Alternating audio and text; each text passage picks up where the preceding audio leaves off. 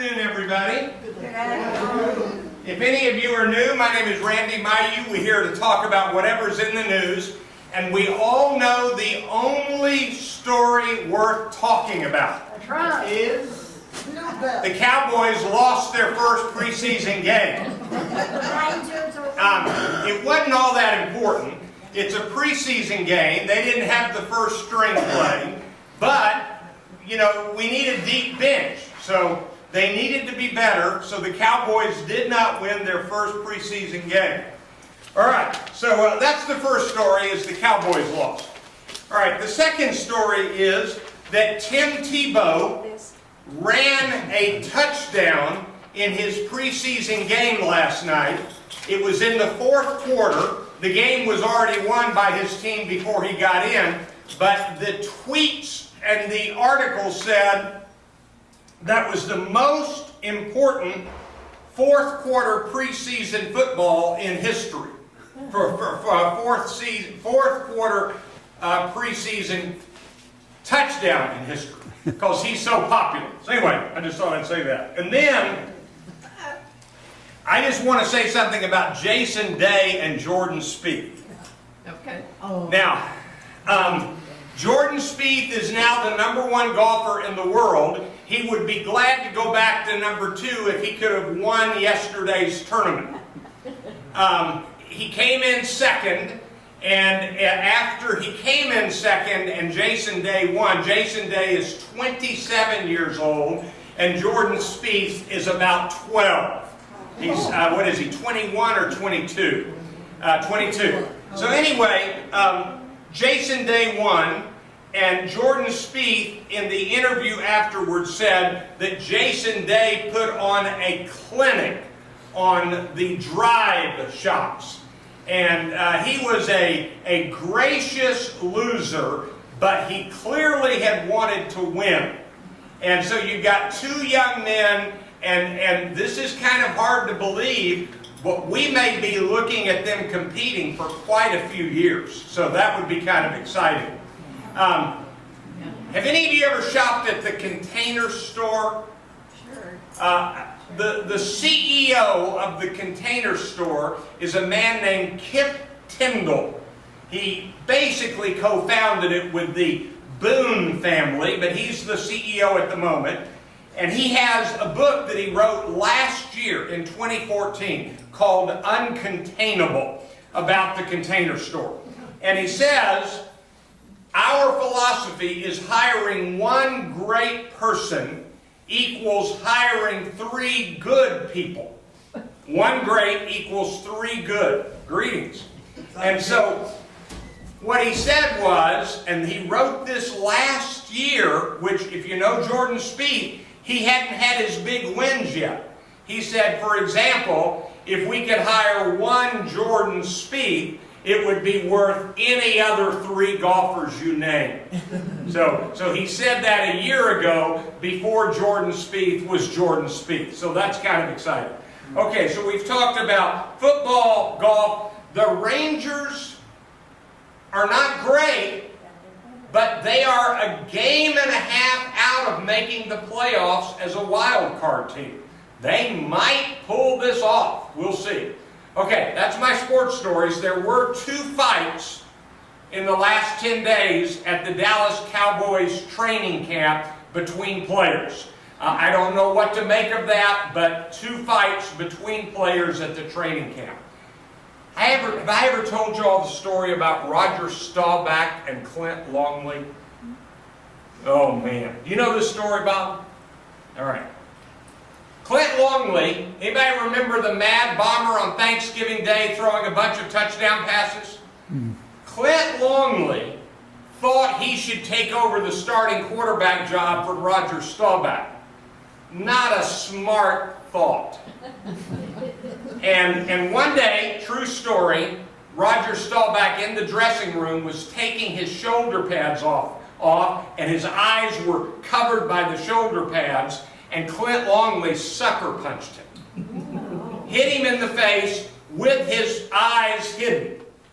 And the story has it that 2 or 3 days later, Roger Staubach walked up to Clint Longley, took him around behind the bleachers, and taught him a lesson. And Clint Longley, shortly after that, was traded away and faded into obscurity. And by the way, I knew Clint Longley, not well, but he was an Abilene Christian, and he and I were in the dressing room a couple of times together. Clint Longley was pretty full of Clint Longley. And so that's my locker room fight story from the Cowboys from the 70s. So, all right, any sports questions? Okay. So now we've reached the point, let me show you, in the latest Fox News poll, which means it's a legitimate poll, and it was put out by Fox News. Number one in the poll is a man named Donald Trump. This is number one in the Fox News poll, and in the poll prior to this, Trump was at 26%, and he has taken a tumble all the way down to 25%. Which means, in the world of polling, that's the same. There's what they call a margin of error. If you go from 26 to 25%, it's the same number. Now, the really important news is the two people that have climbed the most since their latest poll, and the significance of this is these are the two people that have climbed the most since the debate. So here they are. The one that's climbed nearly the most is a woman named Carly Fiorina. So she climbed from a very low number, under 2%, to about 5.5%. So it's not that she's high, but she had a hefty climb. The climb that went the most, and I'm sorry I don't remember what it started with, but he is now in second place at 12%. Notice, still less than half of Donald Trump. And this is the physician named Ben Carson. So if you ask the question, who won the debate, meaning which candidate had the greatest increase, the answer is Ben Carson. He won the debate because he went up more than Fiorina did. He went up the highest, and more importantly, he replaced two other people who were in second place. And they are Jeb Bush and Scott Walker, who are now both below 8%. So what you had is, and this is breathtaking, 37% of Republicans who are willing to tell a pollster that contacted them from Fox News, and this is a legitimate poll of likely Republican voters. These are not of Democrats, these are Republican voters. 37% of Republicans prefer two candidates who have never run for office until now. Now I want that to kind of sink in a minute. The Republican voters are saying, we don't think anybody with any experience in government should be put in charge of government. Now, I don't know what to make of that. You all know, if you don't know, I'm a Democrat. I try to be objective in my current event sessions, but I'm a Democrat. And just as I have Republican friends who say to me something like this, I think all Democrats are just weird. I don't think all Republicans are just weird, but I'm going to tell you something. I don't think I understand Republicans. And I don't think I understand why Donald Trump and Ben Carson, who have never run for office for anything, are leading in the polls. Now, I do want to tell you why Donald Trump is leading. I've now got a good solid answer for that, and it's pretty interesting. Now, you can come up with a lot of reasons on your own, but let's just kind of walk a little bit through what we know about Donald Trump. And none of this is my answer yet. I just want you to know who we're dealing with. Number one, if he were elected, he would be the first person in American history elected as president who is currently married to his third wife. That's number one. Number two, he would be the first president since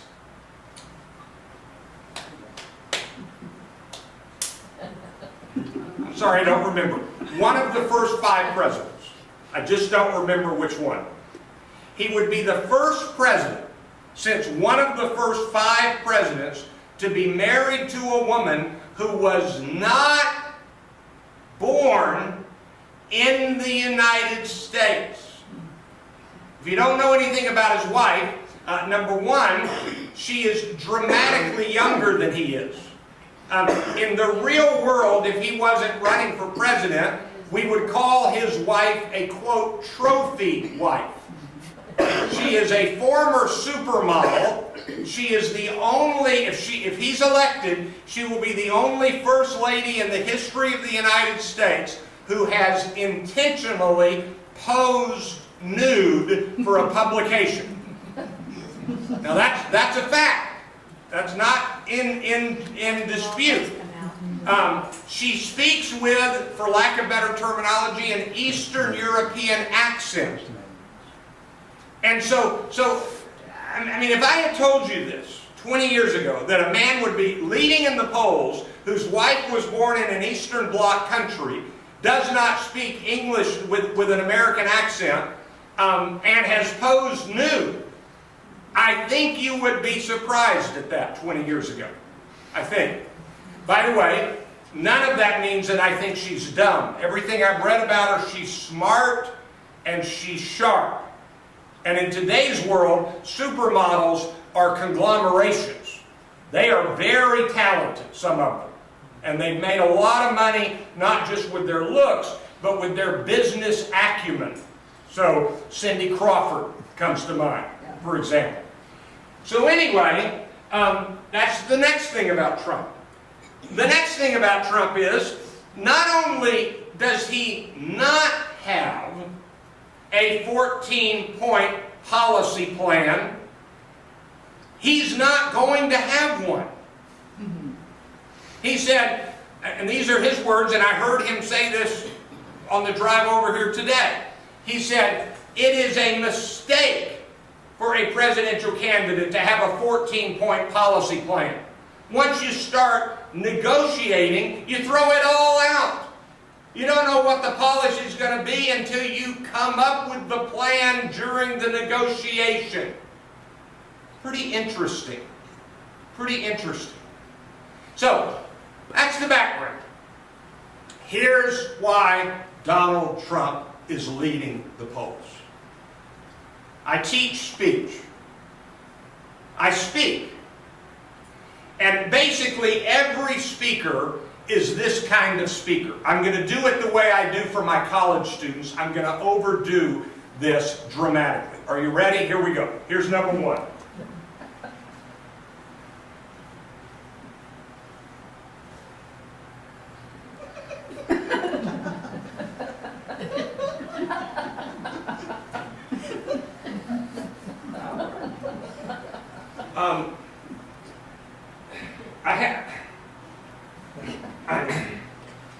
I have to give a speech. I don't speak good. I'm not sure it's going to be worth your time. Here we go. Vote for me for president. They're tentative. They're afraid of their shadow. They are reluctant to say things. They're not sure it's going to come across well. I overdid it, of course. But the reality is that some of the speakers, and among the most noticeable at the debate, speaking in that style, was Jeb Bush. he seemed a little bit afraid of his shadow at that debate. I don't mean that unkindly. He just wasn't sure of himself. Here's Donald Trump. Y'all didn't know it, but this is your lucky day. I'm speaking to you today, and you've been waiting for this your whole life. Now, I'm not exaggerating. If you look at a picture from the debate, Donald Trump is a big man. He's a big man. He left his coat unbuttoned. He gestured big. He grabs the microphone, and even if he is unsure, he never sounds unsure. He never sounds unsure. And so if you want to know why Donald Trump is leading the polls, it's because he, in essence, is saying, you folks have been waiting for somebody with his mind made up for a long time. I'm the guy. And he says it with such confidence. Now, in case you're wondering, Randy, does this mean that you want Donald Trump to be president? No. Not in my lifetime. I can't imagine what it would be like to have Donald Trump as president. But I do want to ask you this. Have you pictured in your mind the actual debate between Donald Trump and Hillary Clinton? That would be something. Now, I think Hillary would hold her own, but I'm telling you, Donald Trump would own that stage. He would own that stage. Now, if you want to know all the tricks for Donald Trump, let me give you just one. Anybody know what he did today? He showed up for jury duty. He showed up for jury duty. He made a Donald Trump-style entrance to jury duty. George W. Bush showed up to jury duty 2 weeks ago. He did not make a Donald Trump-style entrance. George W. Bush went into the courthouse in Dallas. He walked in quietly. He was wearing a plaid shirt. He gladly had his picture taken with the fellow jurors. He wasn't selected. He went home. But he wasn't making a big deal of it. He said, it's my civic duty. To my knowledge, this is the first time George W. Bush has been called to jury duty since he left the presidency, and he showed up on his day the way he should. Donald Trump, the last 5 times he's been called, did not show up. But he is a smart man, and he knows that while he's running for president, showing up in a flamboyant style to jury duty buys him more time on the evening news and cable channels than not showing up. This is a smart PR man. Now, I've told some of you, if you've heard me a long time before, there was a book written 30 years ago, give or take, written by a man named Neil Postman. And the name of the book is called Amusing Ourselves to Death. And what Neil Postman said, he taught at New York University, New York City University. He was a renowned culture critic historian. He's now deceased. Neil Postman said, with the advent of television, it became inevitable that news would be entertainment. We are going to amuse ourselves to death. That's the title, Amusing Ourselves to Death. He said, in that book, he said, you will now have television news shows write theme music for crises and disasters. Guess what we have? Theme music for crises and disasters. It's very famous that if you go back to 1960, in the first modern presidential debate, the first presidential debates that I know of are Lincoln-Douglas. But in the first modern presidential debates, it was Kennedy-Nixon, 1960. And if you don't remember this, people who watched the debates on television said, in a large majority, Kennedy won the debates. But the people who were polled who did not watch it on television but listened on radio said that Nixon won the debates.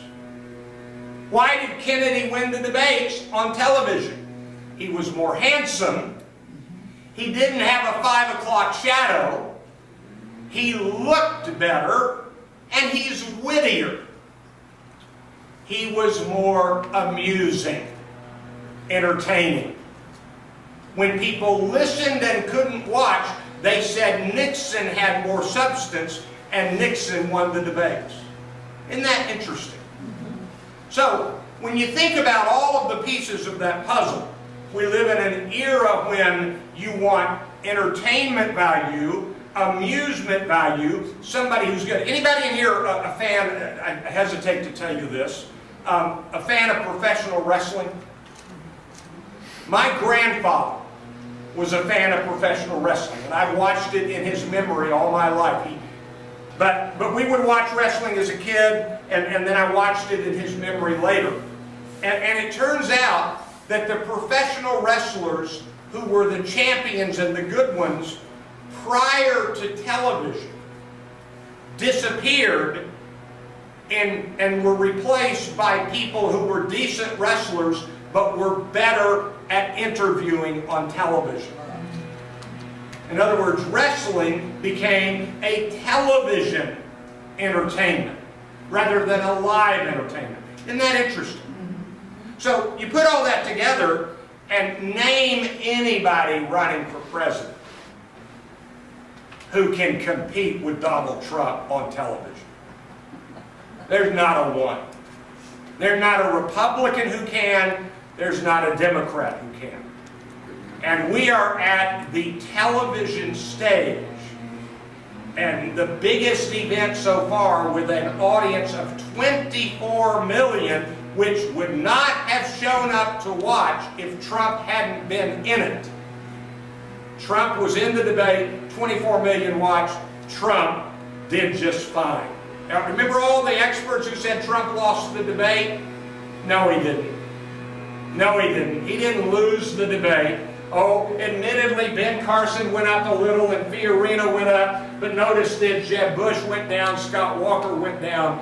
Trump came out just fine because he is so powerfully entertaining. Now, if you ask me, I think that's bad for us. But it doesn't matter if I think it's bad for it, that's what's happening.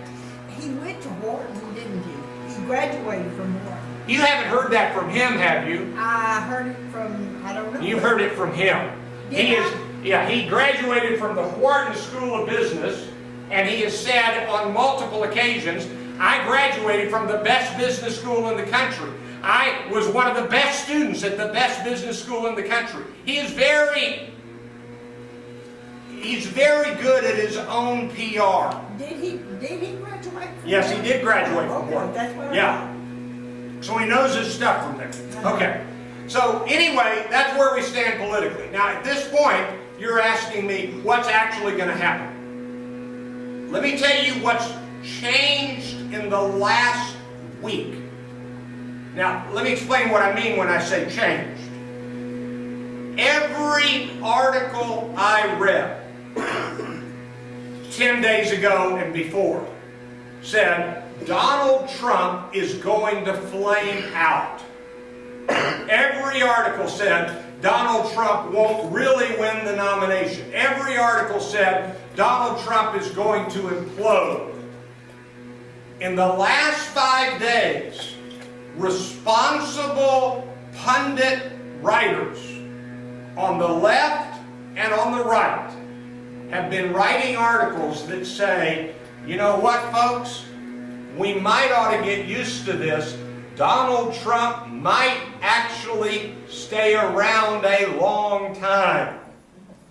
And if he does, he might actually end up winning the Republican nomination. Now, he's got one advantage that nobody's ever had. It may have been true years ago. centuries ago, 2 centuries ago. But in the modern world, money wins political campaigns. Money wins political campaigns. And there is no doubt, Donald Trump says it strongly, and there is no doubt that people who give money to political candidates expect favors in return. In fact, you might have heard this from Donald Trump. He donated to Hillary Clinton and she showed up at his wedding. And he basically said, I gave her money so that she would show up at my wedding because I knew I'd be doing business deals where I needed a friend in her position. That's pretty much what he said. So anyway, Donald Trump understands and says that money buys elections. And it does. And he is the first candidate, certainly in 150 years, that does not need a penny from anyone. He has said that he is willing to spend $1 billion running for president. Now, I don't know if you know how much $1 billion is, but you can live at Brookdale Club Hill for 6 whole months for $1 billion. That's a lot of money. That's a lot of money. So anyway, that's the latest on Donald Trump. Now, if you want to know what he said most recently, he says he's going to build a fence, only he's going to get Mexico to pay for it. Now, I wouldn't hold my breath waiting for Mexico to pay for that fence. He is in favor of Planned Parenthood continuing. No other Republican is remotely in favor. Mike Huckabee has just said in the last 48 hours, is it Brazil or a different South American country, where a 10-year-old girl has been raped and is pregnant, and they are not letting her have an abortion.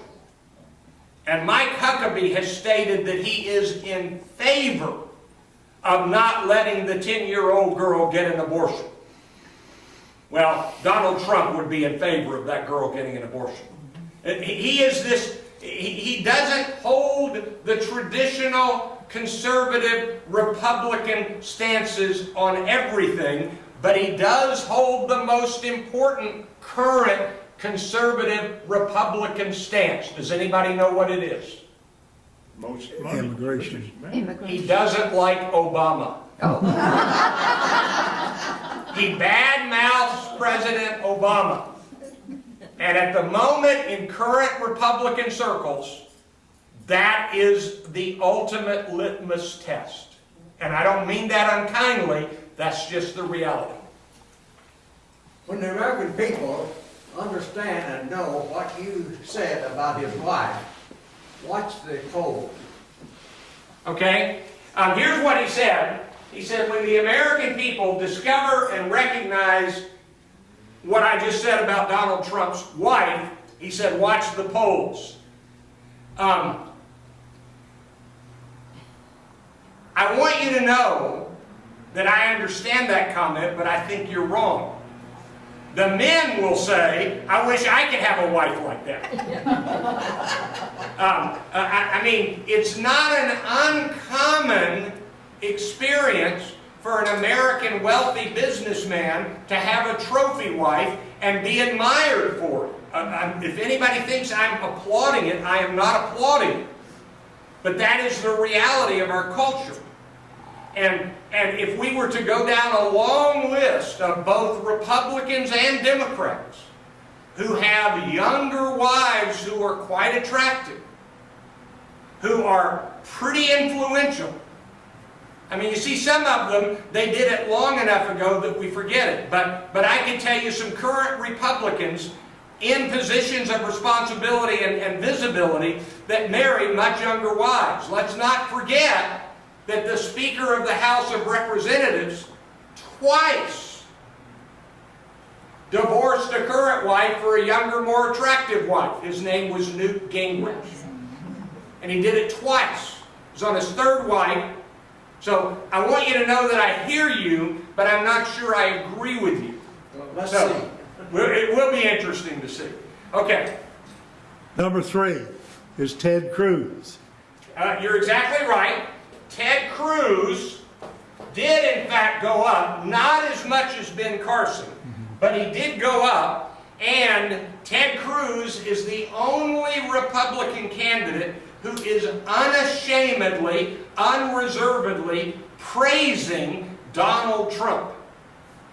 And so that's very interesting, and you're right about that. 3 weeks ago, I said probably in this room, but it was being written, that Ted Cruz supports Donald Trump because he thinks that Trump will implode, and then his supporters will be up for grabs and he's going to grab them. I don't know how to think about anything right now. But you're right, Cruz has gone up. The two that have been hurt are Bush and Walker. Now, it's too early to tell. I will tell you this. Let me pause here. Let me think how to say this. The establishment Republican money, the big donor Republicans, decided before this election started they wanted Jeb Bush to win. And the super PAC supporting Jeb Bush, which has lots of money, I think $100 million so far, is investing $10 million in a current new round of television advertising to beef Jeb up. But the establishment Republicans are worried about Jeb Bush. Let me remind you the first question at the Republican debate. I can pretty much do it verbatim. Are you ready? Will all of you pledge, is there anyone among you up on the stage right now who will not pledge to support the Republican candidate, whoever it is? And here's what Donald Trump did. Just like that.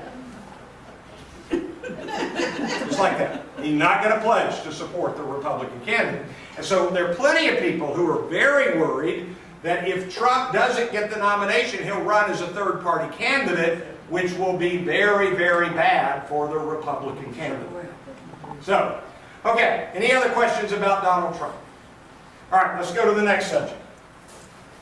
Is there ever a possibility that there will be a limit that people can spend on their campaigns? That's our only salvation. If there's, it'll always be the richest man wins if we don't. Well, it's interesting. This is the first time that the money being spent is being spent by the candidate himself.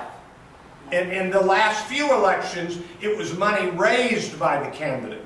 The Supreme Court has ruled that it is okay to spend unlimited amounts of money on a campaign.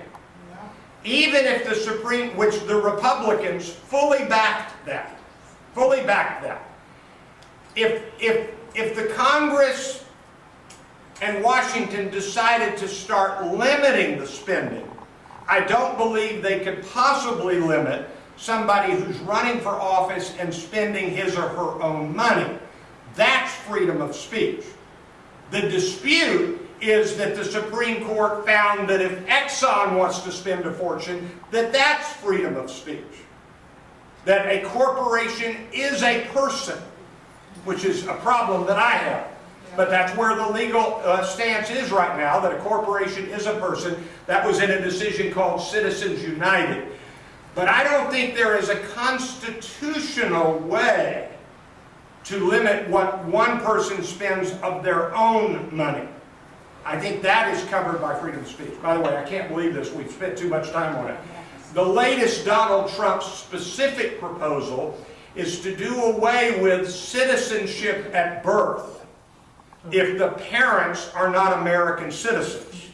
So I just want you to know that that's probably very popular, but probably very difficult to make happen.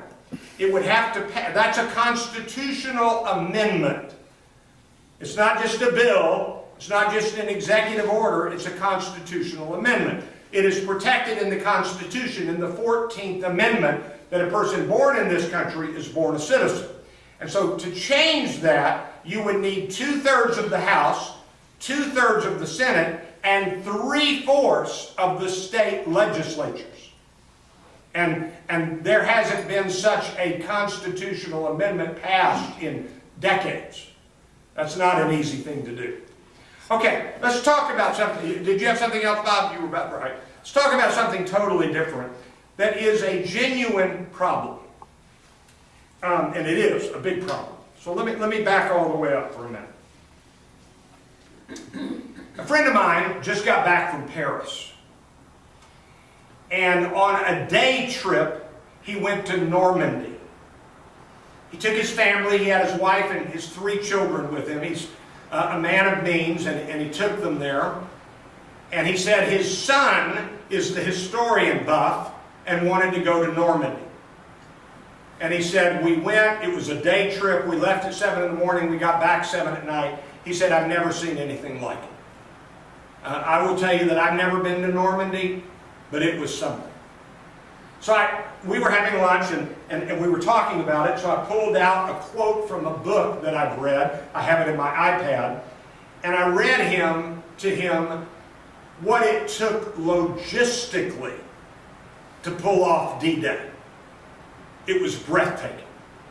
Miles of steel cable, building materials, 20,000 workers working pretty much round the clock to get ready for the Normandy invasion.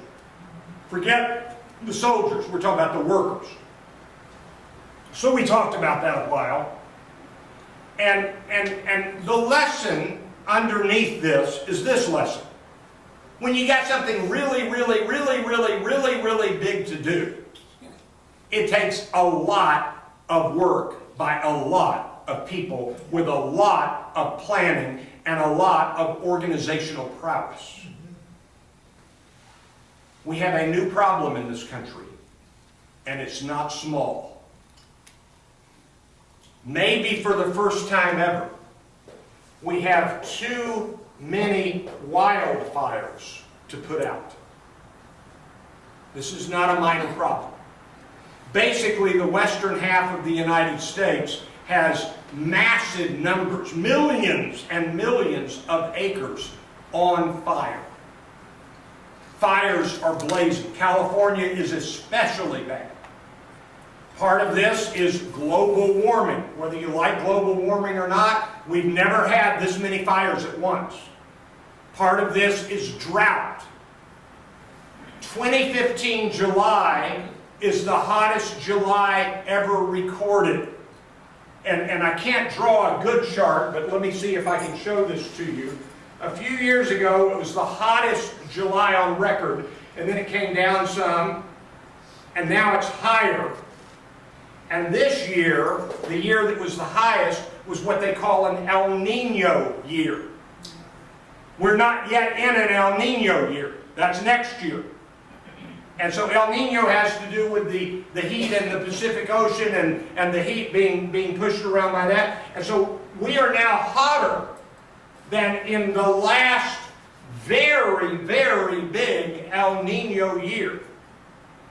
And now we've got millions of acres on fire. 3 or 4 problems connected to that. Number 1, it's a lot of acres on fire. Number 2,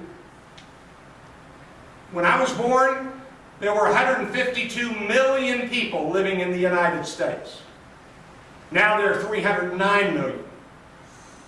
If you've ever looked at housing developments, in Florida, they're building houses over swampland where a hurricane can destroy them. In California, they're building houses on mountainsides where the fires just come over the mountainside. I have my master's degree from Pepperdine University. Nobody should have ever built Pepperdine University where they built Pepperdine University. If you were to go out there, you will see Malibu hills sweeping down over land That's where Pepperdine is, and 3 different times Pepperdine has come this close to burning down. One year, it did get what they call their temporary buildings. So we're talking about, we've got houses built and buildings built and people living in the direct line of fire threat. So when you ask me, what are the big problems? Other than the fact that the Cowboys may not win the Super Bowl, this could be a big problem. And so now, the punchline. The states, the local firefighting entities, and the nation are now tapped out. We've used all of our equipment. We've used all of our personnel. And so the current question is, how do we pay for more equipment? And now we're talking about recruiting firefighters from out of the country because we don't have enough firefighters. Now, I don't know how you decide what a big problem is, but this strikes me as a really big problem. I've told you everything I know about it. But we're talking about Alaska, California, the other western states, and the drought and the heat is moving. So that's it. Okay, let's see. Let me make a couple of comments about a couple of other stories, and we're nearly out of time. Thank you all for staying late. I apologize for getting here late. You know, every now and then, and you can disagree with this decision, but it's a decision that's been made now. Every now and then, let me back up. Have any of you ever had your air conditioning go out? I don't know many things as miserable as August in the Dallas area without air conditioning. But here's something. We had ours go out a couple of weeks ago. And by the way, I don't know if God is behind this or if there is a God of the universe who has it out for us, but it always goes out on Saturday morning, which means you've got to wait on Monday to reach somebody. So anyway, we had a pretty miserable 3 days. They came in to fix it, and I mean, we went from misery to forgetting what the misery was like in a matter of hours. They fixed it, and we were happy. It was just that fast. Isn't that interesting? So, I'm going to tell you that in the blink of an eye, we're going to have business people and tourists taking full advantage of this, even though we couldn't for ages. And that is the raising of the American flag in Havana, Cuba. And we are now have a United States embassy open for business in Havana. And we've already got it. Tourists lining up to go over there, businesses wanting to do business in Cuba, and President Obama, whether you like him or not, his administration said this. Okay, everybody, you remember all those years we said if we keep not giving them our relations, if we keep the restrictions on them, if we keep the sanctions on them, they will change. They never changed. And now, already, Cuban people are talking about the changes that are already coming.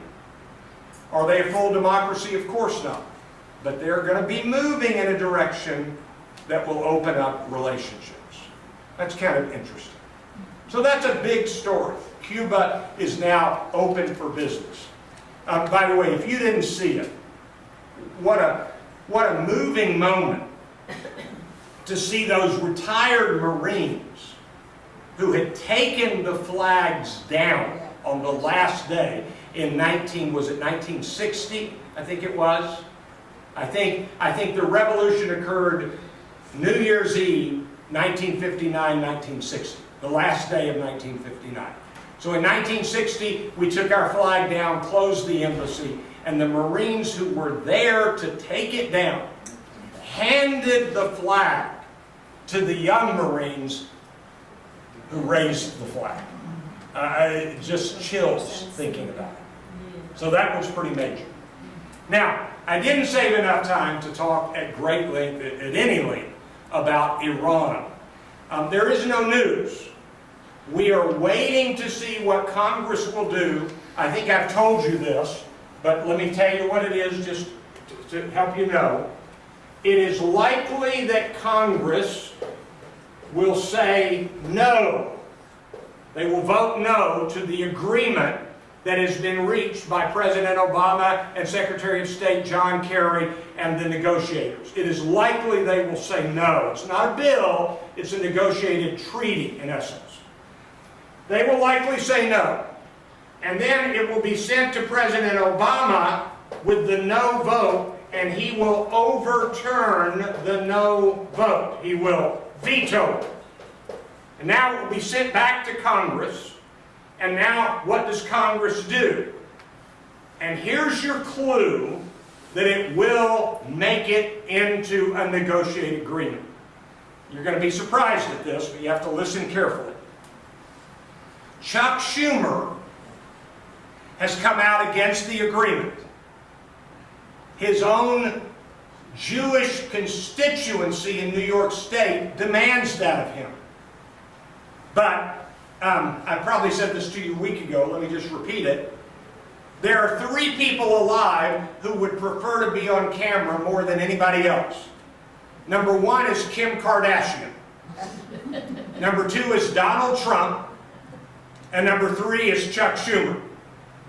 He loves to be on the talk shows.